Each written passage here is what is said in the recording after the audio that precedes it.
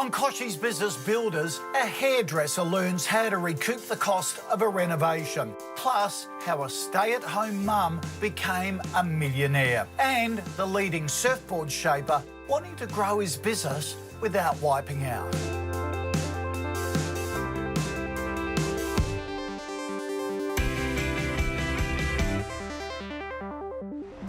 Hello, welcome back to the 11th year of Kochie's Business Builders. Look, we're committed to educating and inspiring you using the best experts and tips from the most successful business owners. We want to make you more successful. It's as simple as that. You see, here at Kochie's Business Builders, we've had enough of the whinging, the whining, the glass half-empty rhetoric. That's why we've launched our campaign for optimism. Did you know there's never been a better time to get into business? Barriers to entry are almost non-existent. Interest rates are still at record lows, and the business community has never been more supportive. So we're urging you to jump on board our campaign for optimism by sharing your positive stories. Get on our social media pages and be sure to hashtag Campaign for Optimism. We also have a new segment this year called Pillars of Success. It's designed to help you build solid foundations for your small business, focusing on 4 must-haves for success. So, getting on with this week's episode, let's meet a hairdresser whose landlord has ordered her to undertake a costly renovation. Natalie is taking to the challenge with gusto, but first wants to know how she can fund it. So we've called in an expert to offer some advice.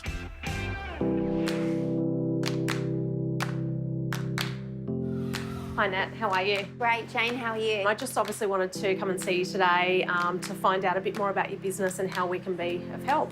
Natalie Morris is an expert hair colourist, but she's in need of some expert advice on how to recoup the cost of an upcoming renovation.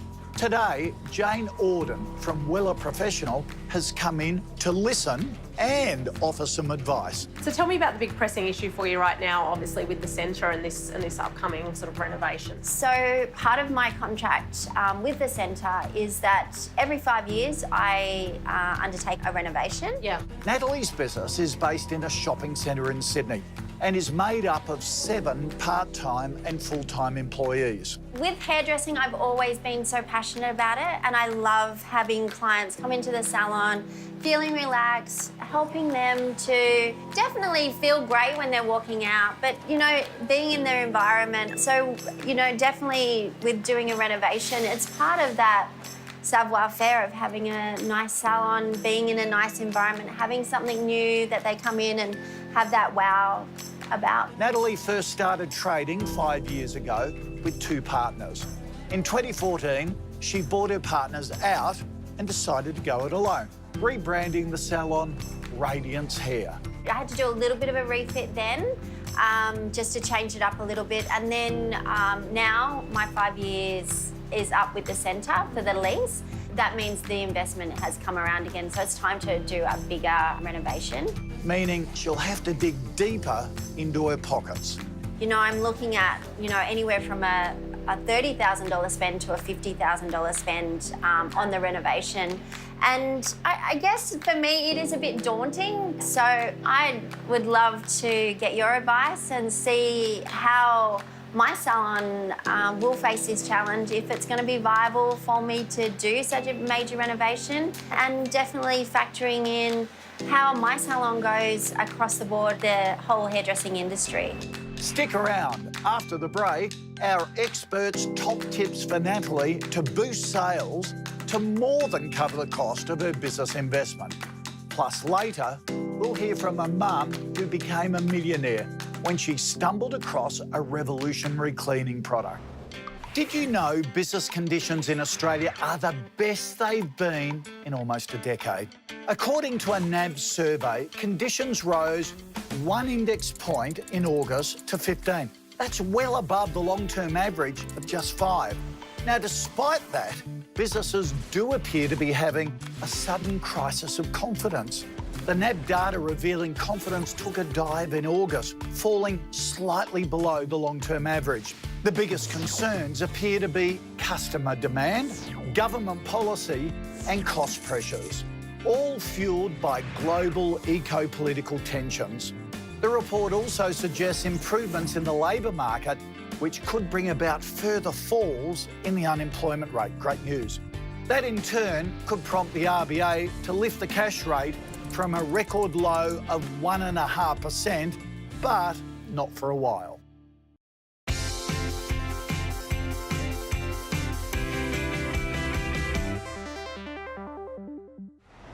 Hi, I'm Erin. And I'm Rachel, and we're from Just Mum's Recruitment. And we're supporting Kochie's Business Builders campaign for optimism. There's never been a better time to be in small business. Hello again, welcome back to Kochie's Business Builders.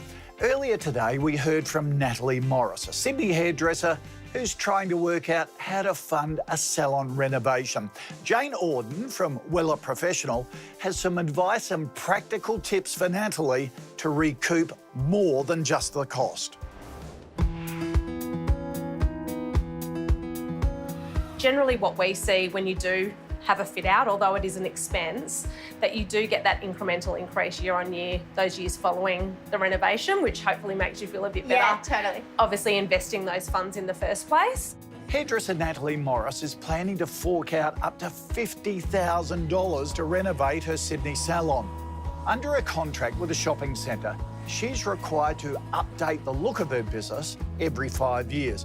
It's a huge investment, but Jane from Wella Professional has some simple strategies Natalie can adopt to help boost sales. Your highest area of potential here is to grow your spend per client and optimise your salon staff and operations. So one of the first ones through grow spend per client that came up was retail for you. Yeah. Now, I know when we chatted on your retail, and you've got all your retail beautifully displayed at the front of the salon there, but it's having it individually priced. So you'll know yourself, Nat, if you go to a beautiful store and you pick up an item in there and go, oh, this is nice, and you look for the price and it's not there, you kind of think, oh, it's a bit expensive, you pop it down and tend to walk out. You don't worry about it.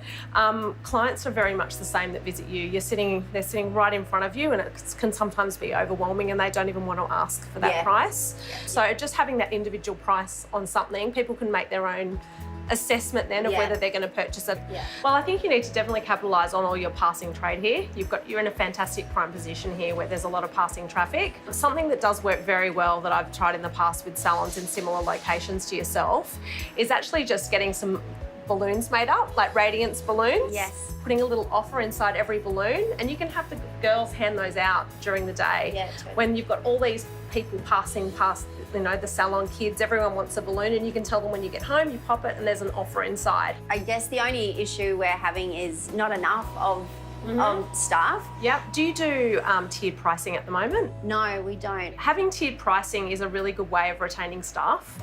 One of the reasons for that is if you tier your prices, it actually gives an automatic career progression to the guys in the salon. Yeah. They know they have to have completed X, Y, Z of education. They have to have completed X, Y, Z of hours on the floor to get to that next level. But it gives everyone almost like a job title or responsibility, and it helps with that career planning and progression.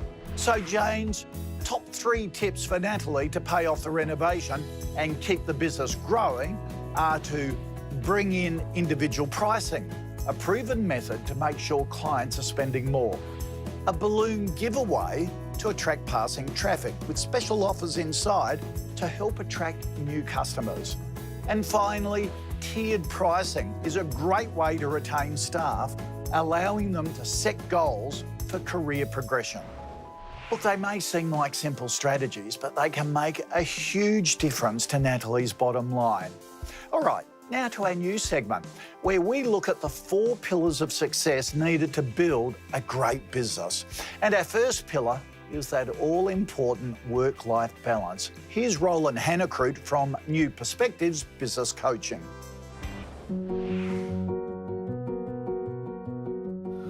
This week's pillar is all about you. What do you think is the most valuable asset of your business? If you're anything like most business owners I ask that question of, you'll probably mention customers, product, staff. your intellectual property, or your database. And all of them are valuable, but by far the most valuable asset of your business is you. Your time, your health, and your brain cells. Everything else you can buy, borrow, or hire more of if you need, but your time and your health are absolutely limited. And your prime responsibility as a business owner is to look after your assets, and that means looking after yourself.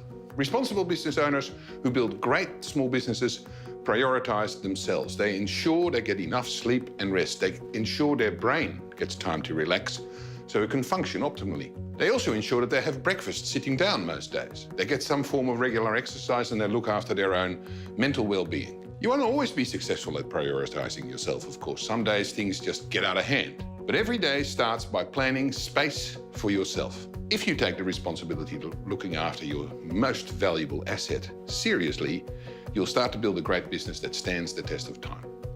I promise you. Still to come on Kochie's Business Builders, Barb De Corti from the ENJO cleaning products empire shares her inspiring story, how a family holiday to Austria changed her life. And later, a surfboard shaper gets in touch to help solve a burning business question.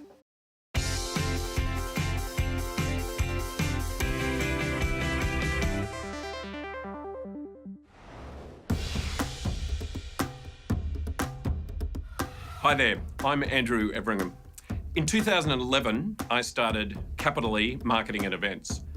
Businesses need to engage with decision makers with the right message at the right time via the right medium, and that's really what we're here to help with. So here are my top tips for business. Number one, it starts with employee success. Surround yourself with the right people, take the time to hire well, and it'll pay you back in spades. Tip number two, ask yourself the following 4 questions. What is it that we do? What problem do we solve? Why are we different? And then, why should people care? If you can answer those questions honestly, it'll set a great base to grow your business on. Tip number 3, concentrate on what you do really well. And then for everything else, bring in the experts. At the end of the day, that's what you want your customers to do with you as well. And my bonus tip, remember to have fun. At the end of the day, that's what life's really about, and that's why you started the business, right? Thanks for listening. Welcome back to Kochie's Business Builders. Now to the inspiring story of a Perth housewife who went from rags to riches. She took a huge gamble by investing her family's life savings of $40,000 into a product she truly believed in. Barb De Corti is the founder and chief executive of ENJO Cleaning Products, which today turns over more than $100 million a year. It's incredible. But of course, like any business startup journey, it wasn't without trials and tribulations. Barb shares her inspiring story with us. I'm the CEO and founder of ENJO Australia, and our business is actually cleaning with fibre technology and water only. So what it actually means, the fibre technology replaces harsh chemicals and the water is actually the solvent to do the cleaning. Well, the business got started, I was in Austria on a holiday with my then, I think, 8-year-old son, who suffered from bad asthma for many, many years. And while we were there for 3 weeks, no asthma whatsoever. So when I came back to Australia, first weekend home, and his asthma was back. So I found out what was different in where we stayed, and they actually cleaned with ENJO. So I got some product to Australia, started using them, loved it, and I thought everybody would want the products as well. So I started importing it, and well, the rest is history. To drive our business nowadays is through online, Instagram, influencers, ambassadors. We really have embraced that. I truly believe our biggest influencers are our ENJOpreneurs. They do the best job out there because word of mouth and the way they offer the customer service, it really works extremely well for us. The highlights of our business, my goodness, there were many, but one of them was when we reached over 1,000 ENJOpreneurs, when we had a $100 million year in turnover, but the most important was when I think we got recognized that we are really a different cleaning product than what is available, and that we are making a difference to people's lives. So working with Asthma Foundation, working with Kids Safe, they'd probably be one of my biggest highlights from my career. What the lowlights were, basically, I trusted in some people for many, many years, which really didn't serve the company and or what I stood for. So I think the most important thing is I had to learn to believe in myself, and also you need to work with people who have the same values as yourself, because you can't just do what we are doing at ENJO for a paycheck or for a profit. You really need to be passionate about what you're doing. I lead a quite privileged life now. I mean, I haven't got a child at home anymore. I'm a grandmom of twins, so it's quite different for me. So I still go and put myself in situations so I understand the people I'm actually working with. Work-life balance is extremely important for me, because one of the things I do believe we can have it all. We just need to know what we want. When people go like, oh, we want it all, and I go like, well, what do you want? Many people will tell you, you know, what they don't want. I don't want to be stressed. I don't want to do this. And then I go, well, what would you like? So once you know what you want, that life-work balance is definitely attainable. I just love Barb's story. It is a great success and it's still an Aussie family-owned business. It's wonderful. Now, still to come on the show, you bring the questions. Hey, I'll try to provide the answer. This week on Ask Kochie, we hear from a surfboard shaper in search of some swell advice on how to scale his business. That's next.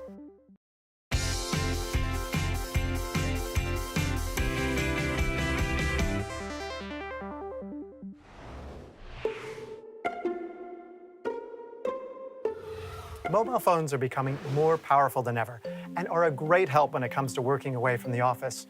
However, phone batteries are struggling to keep up, and running out of charge when you're out and about can be a real headache. Here's some handy tips to get more battery life when you're out. First of all, make sure you enable the power saving on your phone. You can find this in the settings feature. Also, reduce your screen's brightness to get more life, and when you're downloading, use Wi-Fi, not 4G, as this takes less energy. You can enable airplane mode when you're not using your phone, when it's sitting in standby. And also, please limit the use of your GPS, because this really drains power. You can do this by switching off location services for your apps. Okay, so how do you extend the health of your battery when you're charging? First off, don't let your battery go down to 0%, because it's really not good for the battery. Limit fast charging, as it doesn't normally complete the charge as well as normal charging, and keep your phone cool. Lastly, if you need to extend that battery life, buy a bigger phone, because these normally have larger batteries. Also, you can use a portable battery to plug in on the go, and even use a wireless charging mat for in your car. So there you go, some ways of getting more for your phone when you're on the go. It's that time of the week where people get in touch with their business questions. People like Mick Slattery, who designs and shapes surfboards for a living. Mick has had great success so far, but is now looking to catch his next big wave. Hey Kochie, my name's Mick Slattery and I am the designer and shaper for Surefire stand-up paddleboards and surfboards. And here we are in my shaping bay. So my question today is, I'd like to know how to scale the business to grow both nationally and internationally. Oh, Mick, great question, and love the edit job on the video. You are really setting the bar high for this season. Now, this is a really common question for business owners that have been really successful in starting up and establishing a solid customer base, but then don't know how to take their business to the next level. You're probably at the point where your brand is recognised and your orders are providing you with a really solid revenue stream, so well done on that. It's no surprise you want to grow. When it comes to scaling your business though, you need to put a plan in place. First of all, you need to work out whether you want to grow B2B, that is business to business, or B2C, business direct to the consumer, or a combination of both. Now, the reason for this is that it will help shape your marketing strategy, which you'll need in order to grow. When marketing B2B, you need to focus on what your product means for their business. Your most effective marketing message will focus on how your product saves them time, money, resources. Also, what return on investment can they expect with their purchase. Also, you need to work out whether you're selling straight to retailers or maybe to distributors, and that will change your approach as well. If you want to grow B2C, your marketing strategy needs to focus on the benefits of the actual product to the consumer, because a consumer's decision to make a purchase is a lot more emotional. Your message must be simple, easy to understand, and also meaningful. Consumers also have a much shorter purchasing process than businesses, so it's important that the benefits are conveyed straight away. Next, you'll need to work through a marketing plan. If you don't know where to start, don't worry. We've got a template on our website, kochiesbusinessbuilders.com.au, that anyone can download and use, so that's a good starting point. Then you'll need to start building your profile through social media. If you don't have social media accounts like Facebook, Twitter and Instagram, get them up and running straight away. It costs next to nothing and is a must-have. It's also really important to know what makes your product different from your competitors. Now, Mick, hopefully that helps. For more business resources, be sure to join our weekly newsletter at kochiesbusinessbuilders.com.au. Let us know how you go.